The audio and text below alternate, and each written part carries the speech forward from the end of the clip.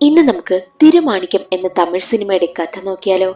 കഥയുടെ ചുരുക്കം എന്തെന്നാൽ, ഒരുപാട് കഷ്ടപ്പാടുകളും ബുദ്ധിമുട്ടുകളും അനുഭവിക്കുന്ന ഒരു വൃദ്ധൻ ലോട്ടറി കച്ചവടക്കാരനായ നായകനടുത്തെത്തിയിട്ട് ഒരു 4 ലോട്ടറി എടുക്കും.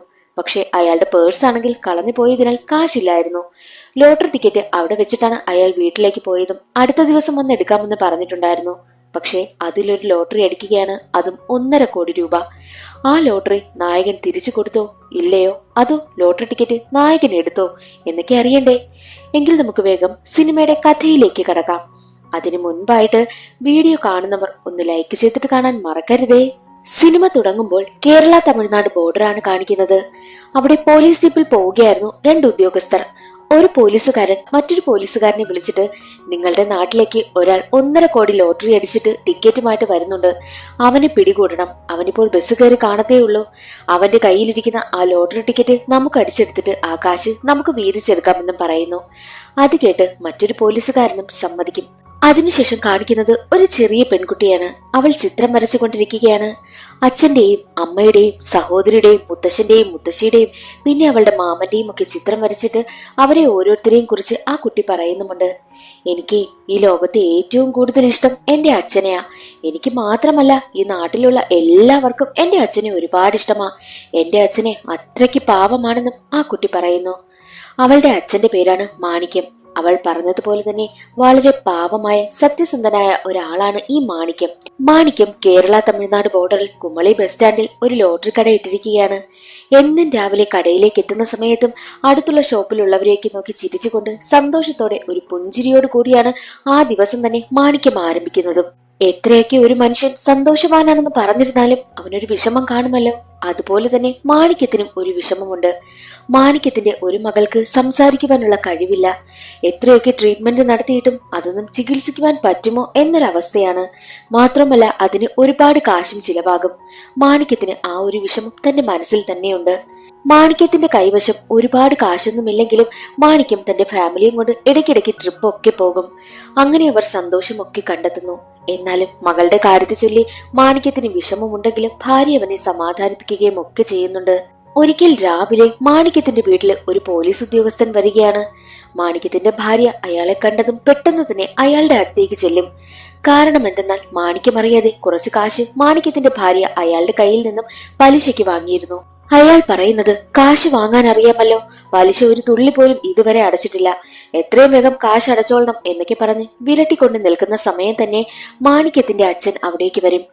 ആണുങ്ങളില്ലാത്ത വീട്ടിൽ വന്ന് ഇങ്ങനെ ബഹളം വെക്കുന്നത് ശരിയല്ല സാറേ എന്നൊക്കെ പറയുമ്പോൾ ആ ഒരു പോലീസ് ഉദ്യോഗസ്ഥൻ അവിടെ നിന്ന് പോവുകയാണ് ചെയ്യുന്നതും. എന്തിനാണ് മാണിക്യത്തിന്റെ ഭാര്യ മാണിക്യം അറിയാതെ കാശ് വാങ്ങിയതെന്നാൽ, മാണിക്യത്തിന്റെ ഭാര്യയുടെ സഹോദരന് ഗൾഫിൽ പോകുവാൻ വേണ്ടിയിട്ടാണ് അവൾ കാശ് എടുത്തതും. ദുബായിലേക്ക് പോകുന്നതിന് വിസയെല്ലാം ശരിയാക്കിക്കൊണ്ട് വന്ന അവസാന നിമിഷം അവൻ ഗൾഫിൽ പോകില്ല എന്ന് പറഞ്ഞു. അങ്ങനെ ആ കാശ് അവൾക്ക് നഷ്ടമായി. ഇപ്പോൾ അവളുടെ സഹോദരനാണെങ്കിൽ ഒരു വർക്ക്ഷോപ്പിൽ ജോലി ചെയ്യുകയാണ്. ആ ഒരു നഷ്ടം മാണിക്യം അറിയാതെ എങ്ങനെയെങ്കിലും നികത്തുവാൻ വേണ്ടിയിട്ടാണ് ഭാര്യ ശ്രമിക്കുന്നതും. എന്നാൽ മാണിക്യത്തിന് ഒരു പ്രശ്നം വരികയാണ്. എന്തെന്നാൽ, മാണിക്യം വാടകയ്ക്ക് കടയെടുത്താണല്ലോ ലോട്ടറി ടിക്കറ്റ് ഒക്കെ വിൽക്കുന്നത്. എന്നാൽ ആ സ്ഥലത്തിന്റെ ഓണർ ആണെങ്കിൽ അവിടെയുള്ള കടകളെല്ലാം ഇടിച്ചു കളഞ്ഞിട്ട് പുതിയ ബേക്കറി പണിയുവാനായി പോകുന്നു. അതുകൊണ്ട് തന്നെ കടയെല്ലാം ഒഴിഞ്ഞു കൊടുക്കണമെന്ന് ആ ഒരു ഓണർ പറഞ്ഞിരുന്നു. ആ ഒരു വിഷമത്തിലാണ് ഇപ്പോൾ മാണിക്യം.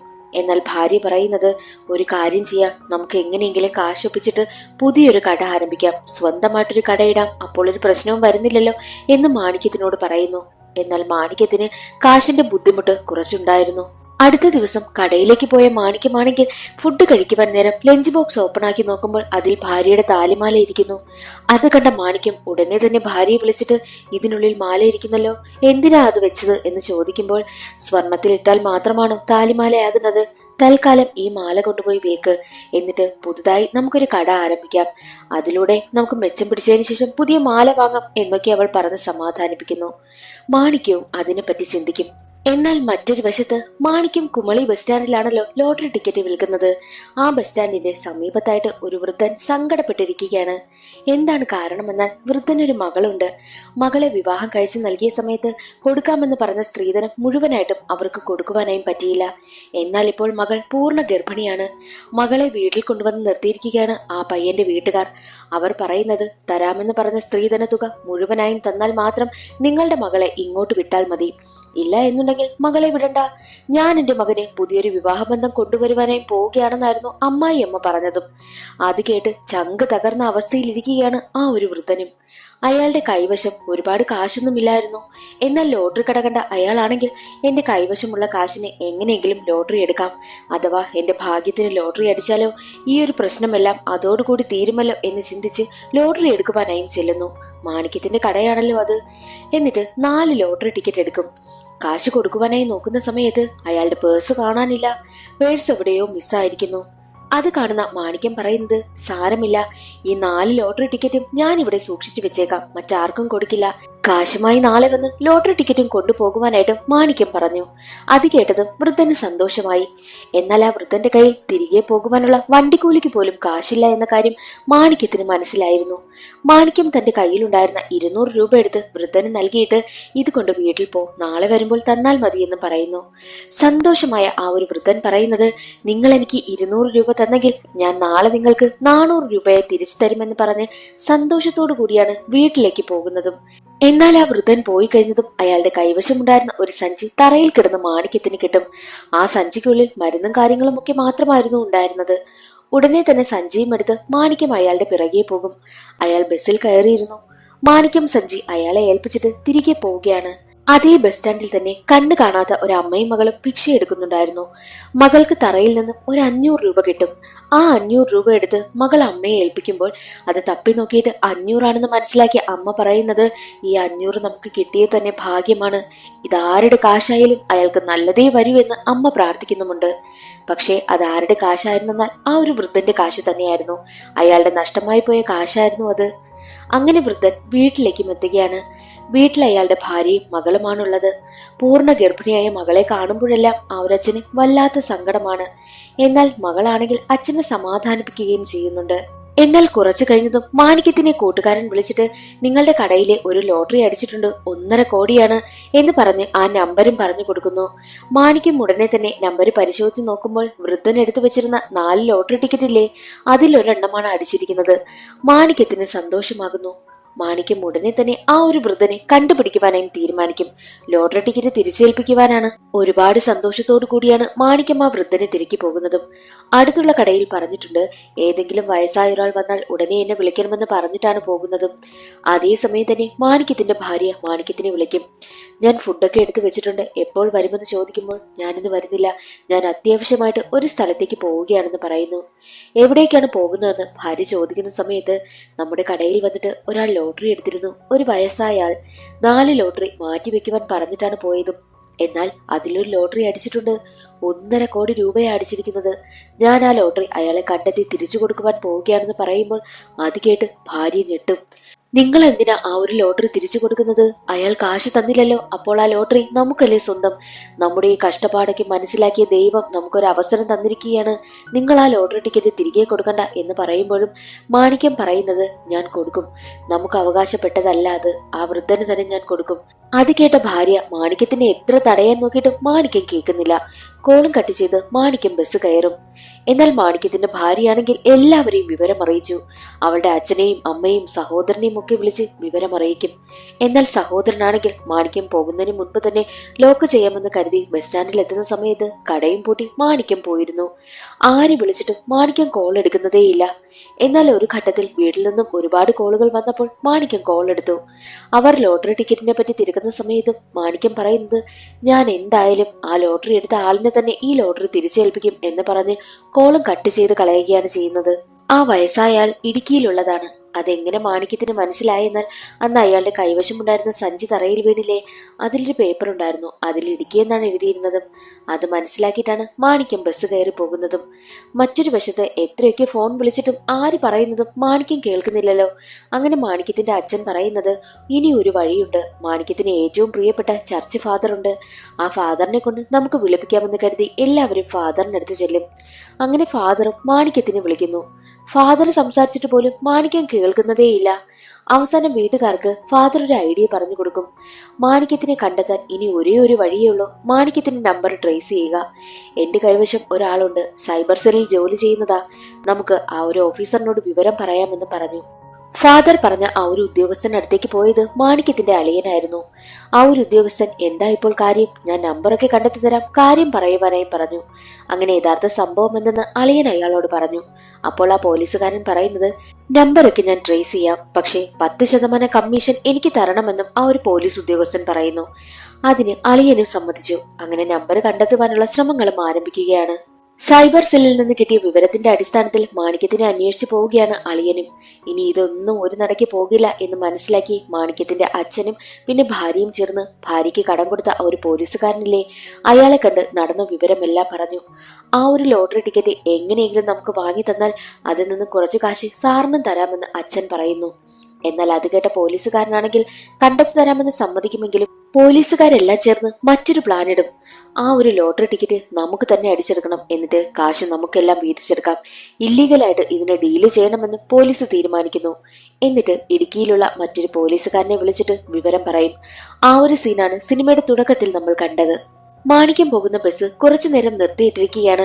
ചായ കുടിക്കുവാനുള്ളവർക്കൊക്കെ പുറത്തുപോയി ചായ കുടിക്കാമെന്നും കണ്ടക്ടർ പറയുന്നു. അതനുസരിച്ച് പുറത്തേക്കിറങ്ങിയ മാണിക്യത്തിന്റെ കയ്യിലിരുന്ന പേഴ്സാണെങ്കിൽ ഒരു കള്ളൻ വന്ന് മോഷ്ടിച്ചു കൊണ്ടുപോകുന്നു. അയാളുടെ പിന്നാലെ മാണിക്യം പോകും. എന്നാലും നല്ല മഴ പെയ്യുന്ന സമയം. ഒരു ഘട്ടത്തിൽ ആ ഒരു കള്ളനാണെങ്കിൽ പേഴ്സ് തുറന്ന് അതിലുള്ള ലോട്ടറി ടിക്കറ്റ് എല്ലാം പുറത്തേക്ക് വലിച്ചെറിഞ്ഞിട്ട് പേഴ്സിലുണ്ടായിരുന്ന കാശുമെടുത്ത് ഓടിക്കളയുകയാണ് ചെയ്യുന്നത്. മാണിക്യമാണെങ്കിലോ ആ ലോട്ടറി ടിക്കറ്റിന് പിന്നാലെ പോകും.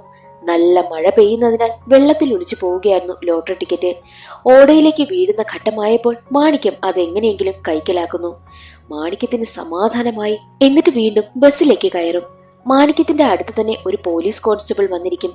എന്നാൽ അതേ കോൺസ്റ്റബിളിനെ തന്നെ മറ്റു പോലീസുകാരൻ വിളിച്ചിട്ട്, ഞാൻ ഒരാളുടെ ഫോട്ടോ അയക്കാം, അയാളെ എത്രയും വേഗം കണ്ടെത്തണം, അയാള് കഞ്ചാവുമായി പോവുകയാണ് എന്നായിരുന്നു ആ ഒരു പോലീസുകാരൻ പറഞ്ഞതും. നിങ്ങളുടെ വാട്സപ്പിലേക്ക് ഞാൻ ഫോട്ടോ അയച്ചു തരാമെന്ന് പോലീസ് പറഞ്ഞിരുന്നു. എന്നാൽ ആ ഒരു കോൺസ്റ്റബിളിന് നെറ്റില്ലാത്തതിനാൽ വാട്സപ്പിൽ കയറി ഫോട്ടോ നോക്കുവാനായും കഴിയുന്നില്ല. ആ കോൺസ്റ്റബിളിന് അടുത്ത് തന്നെയാണല്ലോ മാണിക്യം ഇരിക്കുന്നതും. ഇനി മകളെ കൊണ്ട് പറയിച്ചാൽ മാത്രമേ മാണിക്യം കേൾക്കൂ എന്ന് ചിന്തിച്ച് ഭാര്യയാണെങ്കിൽ മകളെ കൊണ്ട് വിളിപ്പിക്കും. എന്നാൽ മകൾ പറഞ്ഞിട്ടും മാണിക്യം കേൾക്കുന്നതേയില്ല. മകൾക്ക് മാണിക്യം ഒരു കഥ പറഞ്ഞു കൊടുക്കും. മാണിക്യത്തിന്റെ കുട്ടിക്കാലത്ത് നടന്ന ഒരു സംഭവമാണ് പറയുന്നത്. മാണിക്യത്തിന് യഥാർത്ഥത്തിൽ അച്ഛനും അമ്മയുമില്ല. മാണിക്യത്തിന്റെ ഭാര്യയുടെ അച്ഛനെയും അമ്മയുമാണ് സ്വന്തം അച്ഛനും അമ്മയെയും കാണുന്നതും അവരെയാണ് അച്ഛാന്നും അമ്മാന്നുമൊക്കെ മാണിക്യം വിളിക്കുന്നതും. അനാഥനായി വളർന്ന മാണിക്യത്തിന് അവർ എന്നും സ്വന്തം അച്ഛനും അമ്മയും തന്നെയാണ്. കുട്ടിയായിരുന്ന മാണിക്യം അനാഥനായിട്ടാണല്ലോ വളർന്നിരുന്നത്. ജീവിക്കാൻ നിവൃത്തിയില്ലാത്ത മാണിക്യം മോഷണമൊക്കെ നടത്തിയിരുന്നു. ഒരിക്കലൊരു വൃദ്ധനായ ലോട്ടറിക്കാരൻ അവിടെ നിന്ന് ലോട്ടറി വിൽക്കുകയായിരുന്നു. അയാളുടെ ബാഗാണെങ്കിൽ മാണിക്യം അടിച്ചുകൊണ്ടു പോകും. എന്നാൽ ആ വൃദ്ധനായിട്ടുള്ള ലോട്ടറിക്കാരന് ഓടുവാനൊന്നും പറ്റാത്തതിനാൽ അയാൾ ഉടനെ തന്നെ പോലീസ് സ്റ്റേഷനിൽ വന്ന് കംപ്ലൈന്റ് കൊടുത്തു. പോലീസുകാരാണെങ്കിൽ കുറെ മോഷ്ടാക്കളായ പയ്യന്മാരെ പോലീസ് സ്റ്റേഷനിലേക്ക് കൊണ്ടുവന്നിട്ട് ആ ഒരു ലോട്ടറിക്കാരനോട് ഇതിൽ ആരാണ് നിങ്ങളുടെ പേഴ്സ് കൊണ്ടുപോയത് എന്ന് ചോദിക്കുന്ന സമയത്ത് ആ ഒരു ലോട്ടറിക്കാരൻ മാണിക്യത്തിനെ കണ്ടു. പക്ഷേ എന്തോ അയാളുടെ മനസ്സിൽ എന്തു തോന്നിയെന്നറിയത്തില്ല, മാണിക്യത്തിന്റെ പേര് പറഞ്ഞതേയില്ല. ഞാൻ ഈ ഒരു കേസ് ഇവിടെ ഉപേക്ഷിക്കുകയാണ് എന്ന് പറഞ്ഞിട്ടാണ് ലോട്ടറിക്കാരൻ അവിടെ നിന്ന് ഇറങ്ങിയതും. അത് കണ്ട് മനസ്സിൽ ഒരുപാട് വേദന മാണിക്യത്തിനുണ്ടാകുന്നു. മാണിക്യം ഉടനെ തന്നെ ലോട്ടറിക്കാരനടുത്ത് ചെന്നിട്ട്, ഞാൻ ചെയ്തത് തെറ്റായിപ്പോയി, ഞാൻ കഷ്ടപ്പെട്ട് സമ്പാദിച്ച് നിങ്ങളുടെ കയ്യിൽ നിന്ന് കൈക്കലാക്കിയ കാശ് ഞാൻ തിരികെ തരുമെന്നും മാണിക്യം പറയുന്നു. അതെല്ലാം കേട്ട് ചിരിച്ചുകൊണ്ട് നിൽക്കുകയാണ് ആ ലോട്ടറിക്കാരനും. മാണിക്യം ഒരുപാട് സ്ഥലങ്ങളിൽ ജോലി അന്വേഷിച്ച് കയറിയിറങ്ങും. പക്ഷെ ആരും തന്നെ മാണിക്യത്തിന് ജോലി കൊടുക്കത്തേയില്ല. കള്ളൻ എന്ന് മുദ്ര കുത്തപ്പെട്ടിരിക്കുകയാണല്ലോ മാണിക്യത്തിന്. ആ സങ്കടം ലോട്ടറിക്കാരനടുത്ത് വന്നിരുന്ന് പറയും. എന്നാൽ ലോട്ടറിക്കാരൻ പറയുന്നത്, നീ ഒരു കാര്യം ചെയ്, ദാ ഞാൻ ഈ തരുന്ന ലോട്ടറി ടിക്കറ്റ് നീ കൊണ്ടുപോയി വിൽക്ക്, വൈകിട്ടിനകം നീ വിറ്റ് എത്ര കാശ് കൊണ്ടുവരുമെന്ന് നോക്കാമല്ലോ എന്ന് പറയുന്നു. അങ്ങനെ മാണിക്യം ആ ലോട്ടറി ടിക്കറ്റുമായി പോകും. ആ ഒരു വൃദ്ധൻ കൊടുത്ത എല്ലാ ലോട്ടറി ടിക്കറ്റും വിറ്റിട്ടാണ് മാണിക്യം വന്നത്. ലോട്ടറി വിറ്റ കാശ് അയാളെയും ഏൽപ്പിക്കും. അയാൾക്കും ഒരുപാട് സന്തോഷമായി. അങ്ങനെ പിന്നീട് ആ ഒരു ലോട്ടറിക്കാരനൊപ്പം മാണിക്യവും ചേരുകയാണ്. അയാളെ ലോട്ടറി വിൽക്കുവാനൊക്കെ മാണിക്യം സഹായിക്കും.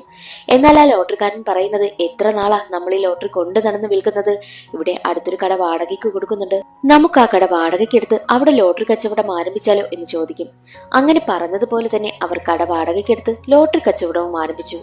അവരുടെ ജീവിതം നന്നായി മുന്നോട്ട് പോകുന്ന സമയം ഒരിക്കൽ ആ നാട്ടിൽ വേറെ എവിടെയോ മോഷണം നടന്നതിന്റെ പേരിൽ പോലീസുകാരാണെങ്കിൽ മാണിക്യത്തിനെ വന്ന് അറസ്റ്റ് ചെയ്തുകൊണ്ട് പോകുന്നു. മാണിക്യം ആ കുറ്റം ചെയ്തതേയില്ല. അത് കണ്ട് സങ്കടപ്പെട്ട് ആ ഒരു ലോട്ടറിക്കാരൻ പിന്നാലെ ഓടുകയാണ് പോലീസ് ജീപ്പിന് പിന്നാലെ ഓടുന്ന അയാൾ തെന്നി വീണ് കല്ലിൽ വന്ന് തലയിടിച്ച് അയാൾ അവിടെ മരണപ്പെടുന്നു. അതിനുശേഷം മാണിക്യം ജയിലിലുമായിരുന്നു. ജയിലിൽ നിന്നും മാണിക്യം പുറത്തിറങ്ങി. അതിനുശേഷമാണ് താൻ ഇത്രയും നന്നായി ജീവിക്കുവാൻ തുടങ്ങിയതെന്നും മകളോട് മാണിക്യം പറയുന്നു. അത് കേട്ട മകൾ അച്ഛനോട് കരഞ്ഞുകൊണ്ട് പറയുന്നത്, അച്ഛാ, എന്തായാലും ആ ലോട്ടറി ടിക്കറ്റ് അവരപ്പൂപ്പനെ തന്നെ ഏൽപ്പിച്ചിട്ടേ ഇങ്ങോട്ട് വരാവൂ എന്ന് മകൾ പറഞ്ഞിട്ട് കോളും കട്ട് ചെയ്യുകയാണ്. അത് കേട്ട് മാണിക്യവും തീരുമാനിക്കും, ഇനി എന്ത് സംഭവിച്ചാലും ലോട്ടറി ടിക്കറ്റ് ഞാൻ ഏൽപ്പിച്ചിട്ടേ തിരികെ വരുമെന്ന് തീരുമാനിച്ച് ആ ഒരു വൃദ്ധനെ അന്വേഷിച്ച് പോവുകയാണ്. ബസ് മുന്നോട്ട് പോകുന്ന സമയത്ത് ഒരു വീടിന് മുന്നിലായിട്ട് ആ ഒരു വൃദ്ധൻ നിൽക്കുന്നത് മാണിക്യം കാണുന്നു. അയാളുടെ വീടായിരുന്നു അത്. ഉടനെ തന്നെ ബസ് നിർത്തിയിട്ട് മാണിക്യം അവിടെ ഇറങ്ങും. എന്നാൽ മാണിക്യത്തിനെ അന്വേഷിച്ച് പോലീസ് നടക്കുകയാണല്ലോ. മാണിക്യത്തിനെ കണ്ട കുറച്ച് പോലീസുകാരാണെങ്കിൽ അവിടെ വെച്ച് മാണിക്യത്തിന് പിടികൂടുവാനായും ശ്രമിച്ചു. പക്ഷെ അവരിൽ നിന്നും എല്ലാം വെട്ടിച്ച് ഉടനെ തന്നെ മാണിക്യം ഓടി ആ വീട്ടിലേക്കും ചെല്ലും. എന്താ വൃദ്ധന്റെ കൈ ലോട്ടറി ടിക്കറ്റ് ഏൽപ്പിച്ചിട്ട് കാര്യം പറയും.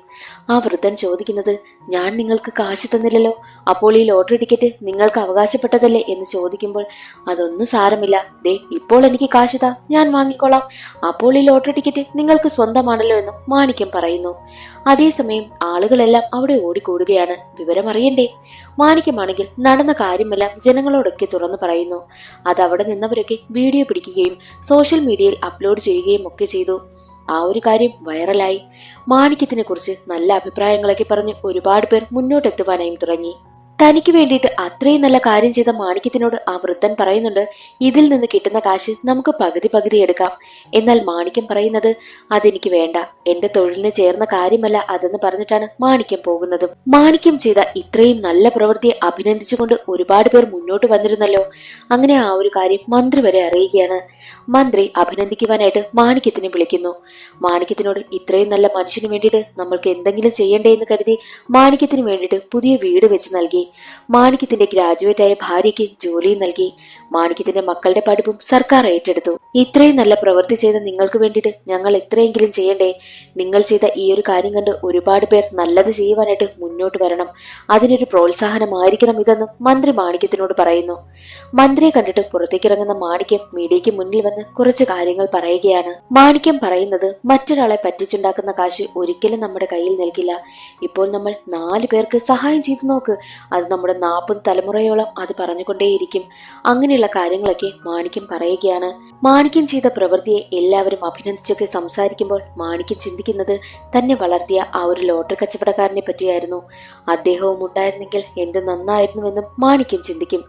എന്നാൽ മറ്റൊരു വശത്ത് ലോട്ടറി അടിച്ച ആ ഒരു വൃദ്ധനുണ്ടല്ലോ, അയാൾ ഈ കിട്ടിയ കാശിനെ എന്തെങ്കിലും നല്ല പ്രവൃത്തി ചെയ്യണമെന്ന് ചിന്തിച്ച് ഇടുക്കിയിലെ പുതിയ ഗവൺമെന്റ് ഹോസ്പിറ്റൽ തുടങ്ങുവാനായി ആരംഭിക്കുന്നതിന് കാശും കൊടുത്തു. ഇത്രയും നല്ലവരായിട്ടുള്ള മനുഷ്യരെ കാണിച്ചുകൊണ്ട് സിനിമയുടെ കഥ അവിടെ അവസാനിക്കുകയാണ്. ഇന്നത്തെ വീഡിയോ എല്ലാവർക്കും ഇഷ്ടമായി എന്ന് കരുതുന്നു. ഇഷ്ടമായാൽ ഒന്ന് ലൈക്ക് ചെയ്ത് സപ്പോർട്ട് ചെയ്യാനും ചാനൽ ഇഷ്ടമായാൽ സബ്സ്ക്രൈബ് ചെയ്യാനും മറക്കരുതേ. അടുത്തൊരു സിനിമയുടെ കഥയിൽ കാണാം. അതുവരെ എല്ലാവർക്കും ബൈ.